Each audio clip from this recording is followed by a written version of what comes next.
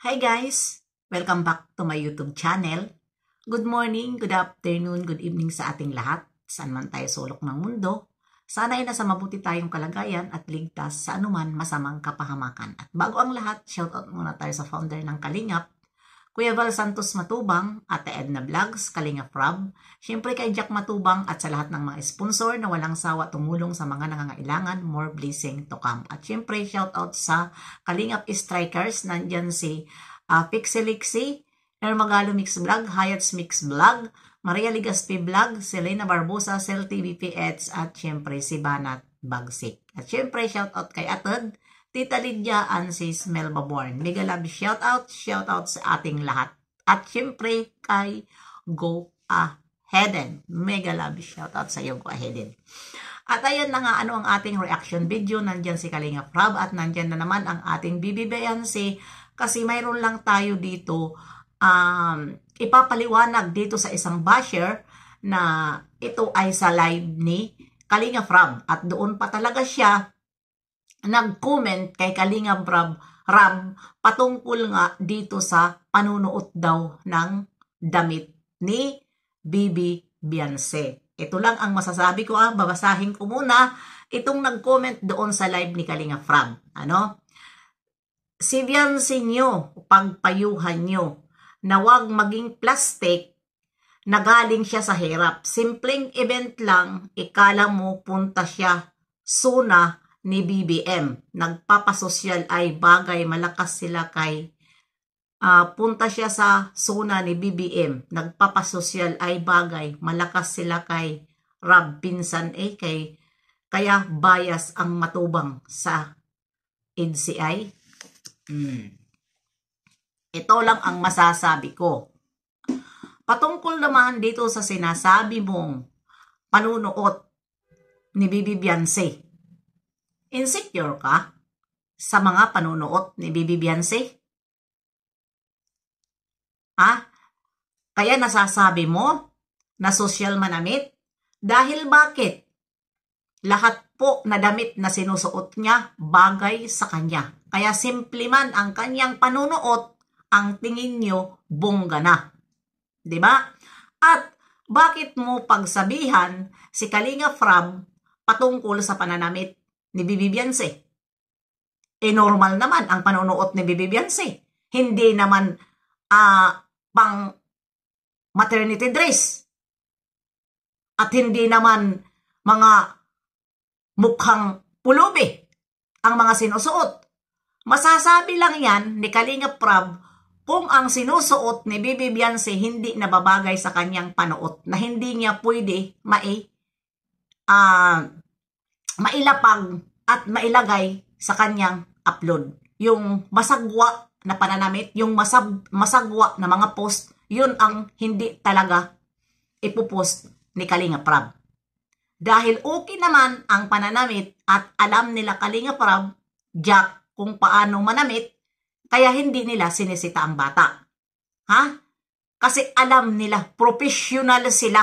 Alam nila kung ano ang mga suot. At ito pa. Bakit mo nasabi na si Bibi Beyonce ay plastic?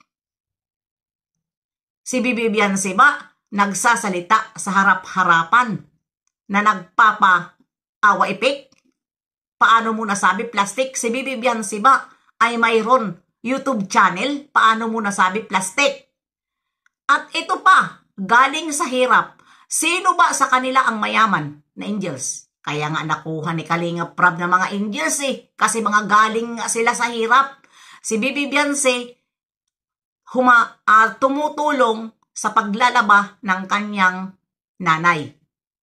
At ang iba pa dyan ay nagbibinta ng walis tingting. Ang iba naman dyan ay nagbibinta ng puto vendors. Ayan, di ba? Sabi nyo, labandera. Sino sa kanila ang mayaman na angel? Sige nga, tutulungan ba yan ni Kalingap Rob kung mga yan ay mayayaman? Napakatanga mo mag-comment. At sasabihin mo pa, parang pupunta doon sa zona Ano yun? Si Bibi Beyonce. May, siya, may katungkulan na para umattend sa SONA. Kung hindi ka naman bubo, idadamay mo pa dito si BBM na walang alam sa mundo. Diba? At paano mo nasabi, nagpapasosyal kay bagay malakas sila ay bagay malakas sila kay Rab. Pinsan kaya bias ang matubang sa NCI. Yan ang mahirap sa inyo Paano naging bias ang matubang? Sige nga, sino ang tinuturing? Bakit mo nasabi yan na bias sila? Lahat naman ay kinukup-kup ni Kalinga Prab at pantay-pantay. Kaya nga panay ang salita ni Kalinga Prab, magkasundo, pantay-pantay. Diba, pantay-pantay, ayaw niya na mayroon lamang sa kanyang mga angels. At napapansin natin, yung mga ibang walang na angels na hindi napapansin ng mga sponsor. Si Kalinga Prab mismo, ang nagpapa-birthday. O ano pa dyan, dahil ayaw nga niya na pagdating ng 18, hindi niya pa birthdayhan. Dahil, siyempre, nakikita ni Kalinga Prab ang mga ibang angels ay bunggang-bungga tapos yung iba wala. Kaya kahit man lang birthdayhan ni Kalinga Prab sa sarili niyang pera, di ba? Hindi man makakaya ni Kalinga Prab yung mga pabungga nyo na mga pa-birthday, pero sa abot na makakaya niya, pabibirthdayan niya ang kanyang mga angels dahil ayaw ni Kalinga Prab na mayroon maapi sa kanyang angels. Kaya huwag kayong magsabi na bias. Yan ang hirap sa inyo. Sa totoo lang. Ha? At bakit ka nangangialam sa kasuotan ni Bibi Beyonce? Ha? Wala kang pakialam doon kung ano man ang isuot. Ha? Dahil yung mga suot niya, pamparte yun. Ha? Alang nga naman ang isusuot niya. Uniform ng katulong. O ano pa dyan na mga damit. Pangparte yung suot niya, pangparte. Hindi po yun pang ruggeds. Kundi pangparte. Kailangan nakadress ka talaga kapag parte. Ha? At hindi plastic si Bibi Beyonce. Ha? At sinasabi mo na mahirap, lahat sila po mahirap. Kaya tinulungan sila ng kalingap. Huwag kang syunga-syunga kung ikaw ay mag-comment. Ha? Sino ba ito? Jeron Jid 6990. Mahiyak ka. Igalang mo ang live ni Kalinga Prab. Dahil pag nagla-live si Kalinga Prab, yun po ay nagsasalita siya ng walang pinapatamaan. Ha? Nagla-live siya patungkol sa kanyang mga angels o ano paman na mga gusto niyang gawin sa kanyang mga gustong gawin sa kanyang pagtulong.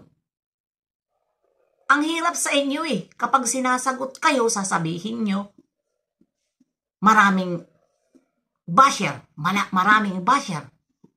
Hindi kayo nakakapagtiis. Huwag kayo pakumparahan.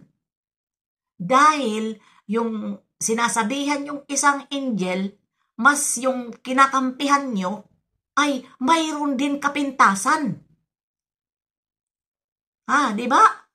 May kapintasan. Sila naman lahat nagpakadress